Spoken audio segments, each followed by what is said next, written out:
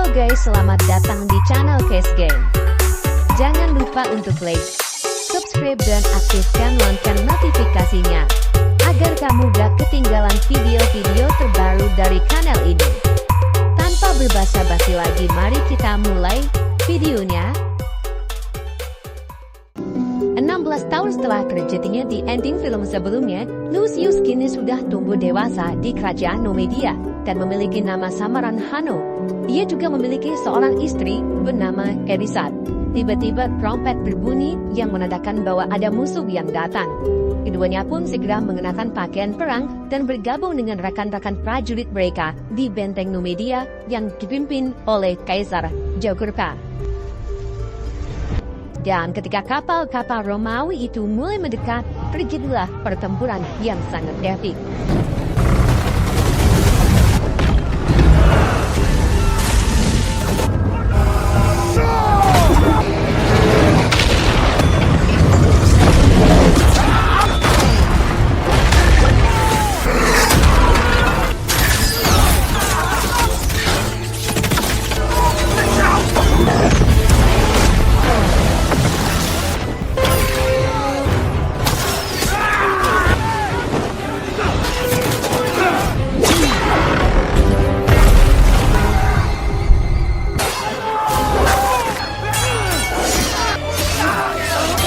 Di situ Hanno dan Erisat bertarung dengan sangat baik. Akan tetapi Acacius melihat Erisat menembakkan anak panahnya ke anak buahnya. Ia pun memerintahkan anak buahnya untuk membunuh Erisat menggunakan panah.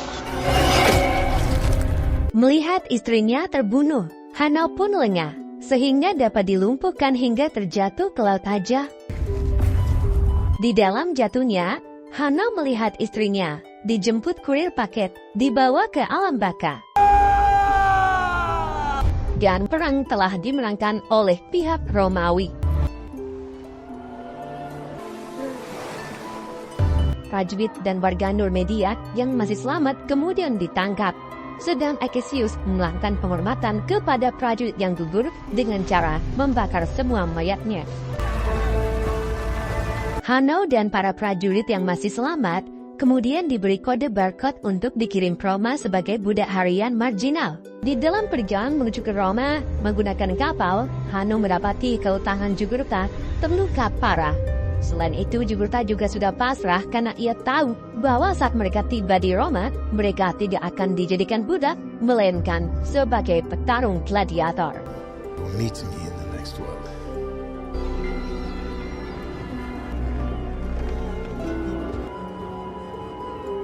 Hanno, Jugurtha, dan prajurit lainnya kemudian tiba di Roma. Mereka lalu dibeli oleh kepala arena gladiator bernama Maecenas. Sebelum menjadikan mereka seorang gladiator, Maecenas sengaja memasukkan Hanno, Jugurtha, dan lainnya ke dalam arena untuk melawan anjing-anjing hutan.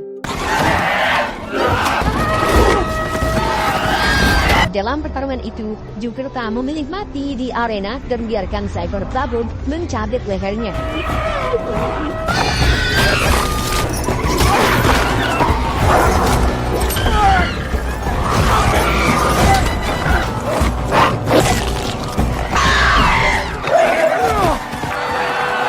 Which one is interesting?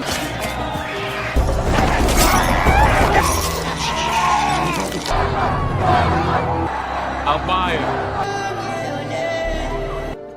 Setelah pertarungan di arena selesai, Hanno dan prajurit tersisa kemudian dikumpulkan.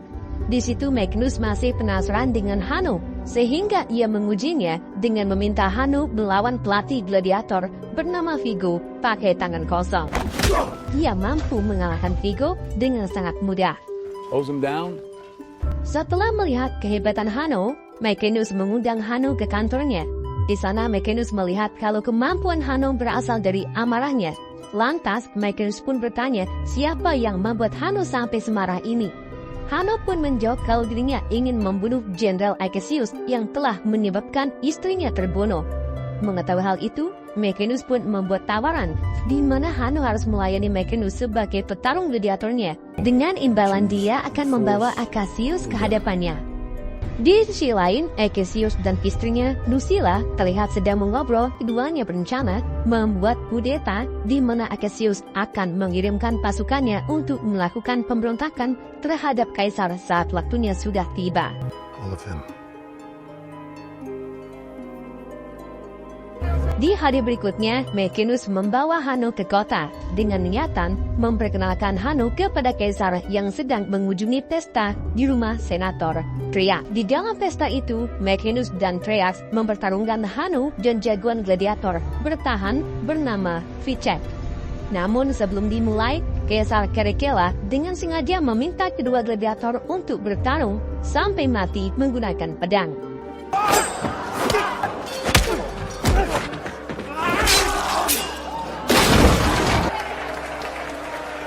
Melihat kehebatan Hanno, Geta pun mendekati Hanno dan mintanya untuk bertarung di Colosseum. Tetapi Hanno hanya menjawab dengan puisi. Setelah melafalkan puisi itu, Magnus langsung membawa Hanno pergi. Come with me. Di malam harinya, Putri Lucilla melakukan pertemuan secara diam-diam dengan Acacius dan para senat yang berpihak untuk melengsarkan kaisar. Di sana para senat, termasuk Triax, setuju tentang rencana ini dan minta Lucilla untuk menjadi ratu jika kudeta mereka berhasil. He had my loyalty. Keesokan harinya, Hanno dan prajurit tersisa dibawa ke Colosseum dan hari ini juga menjadi hari pertama kalinya Hanno bertarung di dalam Colosseum yang disaksikan oleh kaisar serta rakyat Roma. Marcus Aurelius. From the stable.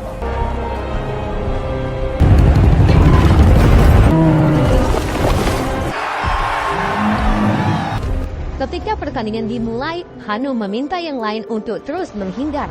Namun di tengah itu salah satu gladiator tidak sabaran sehingga ia pun diseruduk oleh badak sampai tewas.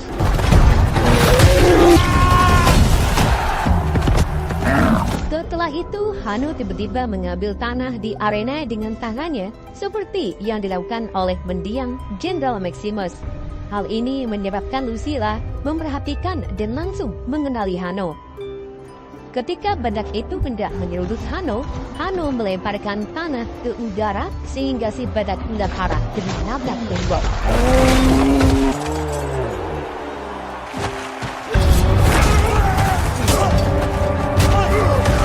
It's that poet.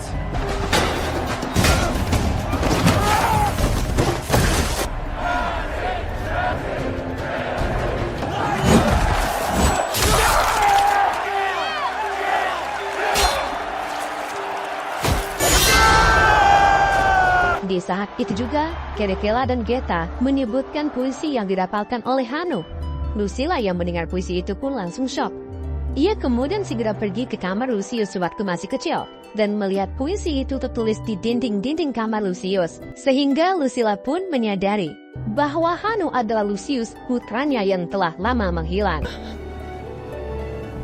Sementara itu, Lucius yang terluka setelah mengalahkan Glacio diobati oleh seorang dokter bernama Raffi yang dulunya seorang gladiator. Di tempat lain, Lucilla memanggil Maecenas untuk mempertanyakan tentang asal-usul Hanno. Maecenas pun menjawab kata sutradaranya, "Dia Lucius. Biar ada koneksi sama film yang pertama. Cuma gua disuruh pura-pura nggak tahu." Di malam harinya, Senator Gracchus membawa Lucilla untuk bertemu dengan Hanno agar ia dapat memberitahu Hanno tentang asal-usulnya yang sebenarnya. Lucilla mengatakan kalau Hanno adalah anak haramnya, hasil hubungan gelapnya dengan Maximus sebelum dia tamat. Kita sempat nengkrit dulu di kandang. Itulah mengapa Hanno sangat tangguh dan cerdas dalam sebuah pertarungan karena memiliki darah Maximus. Namun Hanno malah marah dan menyalahkan Lucilla karena membiarkan dirinya hidup sendirian di negeri orang. Lucilla pun menjawab, "Jangan salahin Ami. Ami cuma disuruh sutradara biar ceritanya nyambung sama yang pertama." Gak cuma itu, Hanno juga menaruh dendam dengan Acacius yang telah membuat istrinya terbunuh. Mendengar Lucilla sudah memiliki istri, Lucilla pun menangis. Ia lalu keluar dari sel dan bertemu dengan Acacius. Lucilla memberitahu Acacius bahwa Hanno anak haramnya dengan sang legend Maximus di film yang pertama. Tanpa sadar ada seonggok budak yang mendengar. Di hari berikutnya, pertandingan gladiator kedua pun diadakan. Di dalam pertandingan ini, arena gladiator diubah menjadi kolam berisi ikan hiu ganas. Walaupun nampak terlihat seperti asli, sebenarnya ini hanyalah editan doang. Biar filmnya seru kayak beneran.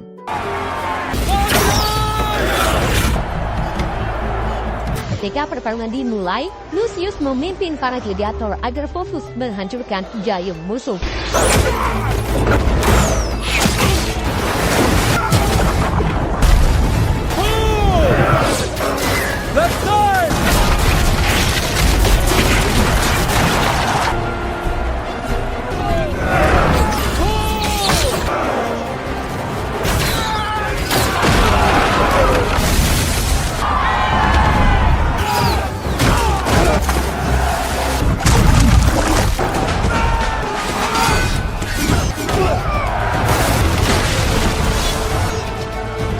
Di dalam pertarungan itu, Lucius mengadu sebuah busur dan mencoba menembakkan panahnya ke Cassius.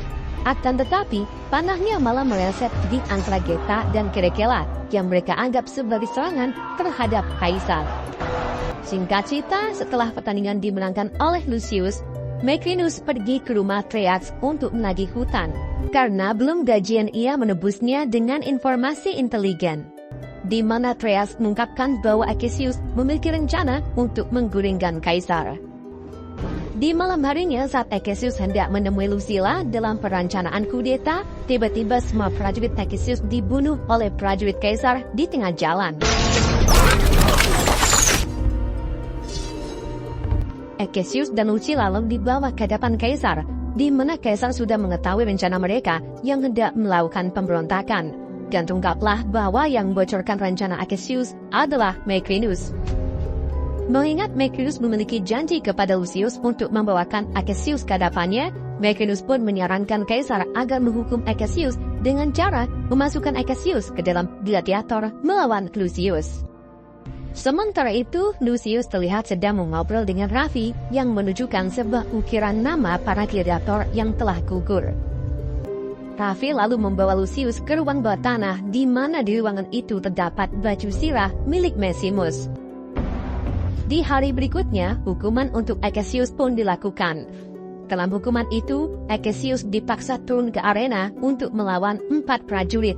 Dan karena Cassius memiliki pengalaman bertarung, ia pun dengan mudah mengalahkan ke-4 prajurit tersebut.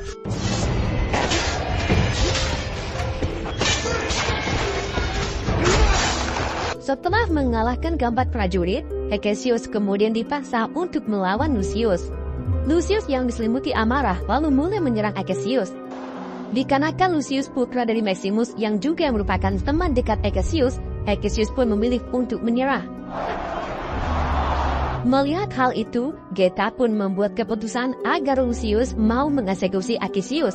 Namun di sini, Lucius berubah pikiran dan akhirnya menolak untuk membunuh Cassius. Sayangnya, Caracalla dan Geta yang masih tidak terima atas kelakuan Cassius meminta para prajurit Kaisar Praetorian untuk membunuh Cassius menggunakan panah.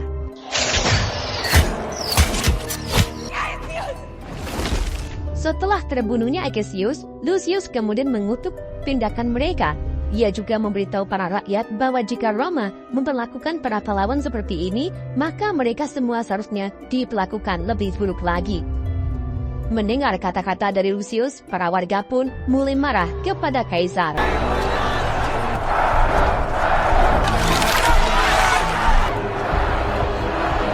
Saat kerusuhan mulai bergejolak, Macrinus mulai melancarkan siasat lisiknya, mirip-mirip politikus Konoha yang selalu berkata, "Demi rakyat, untuk rakyat." Dan di sana terjadilah perdebatan antara Geta dan Caracalla, perbedaan selera cewek yang berbeda. Geta sukanya sama cewek taubrut, sementara Caracalla suka waria berotot. Usai debat, Macrinus menemui Caracalla yang sedang menggendong Kliwon. Di situ Caracalla curhat kalau ia merasa selalu berbagi segalanya dengan Geta dan tidak pernah memiliki apapun untuk dirinya sendiri. Menyadari Caracalla ini agak bodoh, mirip-mirip netizen Konoha di bawah 70% rata-rata EQ budak harian. Macrinus pun menghasut untuk memotel kepala Geta. Namun karena Kerekela kurang kuat, Magnus pun datang dan membantu Kerekela dengan cara memenggal kelapa Geta. Keesokan harinya, Kerekela mengambil alih tata dan mengumumkan kepada para senator bahwa monyet yang bernama Cleawun diangkat sebagai konsulnya. Hal ini pun membuat para senat shock dengan ketololan Kerekela. Kerekela juga mengangkat Magnus menduduki posisi kekuasaan yang lebih tinggi alias setara dengan kaisar. Singkat cerita, hari eksekusi mati Lucilla pun dilakukan. Lucilla dan para senator pengikutnya kemudian diletakkan di tengah arena. Saat Lucius hendak disiapkan oleh Vigo, Lucius mulai melakukan perlawanan dan berhasil membunuh Vigo. Lucius kemudian mengumpulkan para gladiator untuk membantunya melakukan perlawanan terhadap prajurit kaisar. Dan setelah semuanya siap, Lucius turun ke arena untuk menghadapi puluhan prajurit kaisar. Ketika permainan sudah dimulai, para gladiator mulai bermunculan sehingga terjadilah peperangan antara gladiator melawan prajurit kaisar.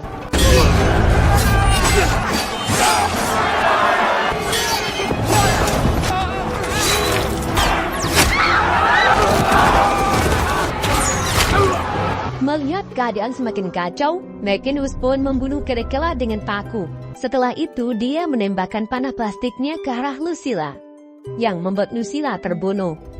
Melihat ibunya terbunuh, Lucius pun segera mengejar Magnus yang kabur menggunakan kuda.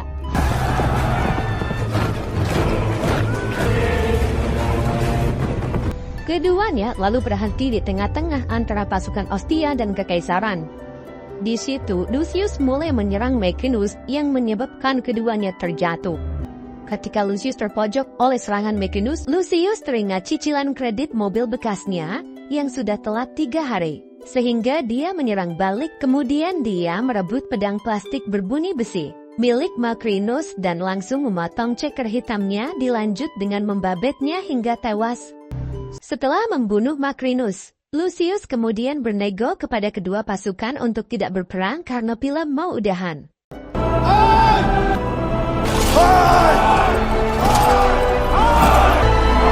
Di akhir film, Lucius mendatangin arena bersama kameramennya untuk penampilan gambar terakhir. Dia disuruh sutradara bersedih untuk mengenang kematian istri dan ibu yang baru bertemu dengannya. Dan film pun berakhir. Secara keseluruhan film ini sangat menghibur, seru. Untuk 16 tahun penantian dari film pertamanya. Terima kasih sudah menonton. Wassalam. Keren sih nih film. Bayangin aja 16 tahun baru kebuat sequelnya. Setelah nego awal antara para pemegang distribusinya, akhirnya film ini bisa kita nikmatin lanjutan dari kebarbaran orang Roma tempo dulu. Zaman Konoha masih berupa lautan, belum terciptanya pulau-pulau seperti sekarang ini. Makanya jangan nanya kok di Konoha gak ada fosil dinosaurus lagi.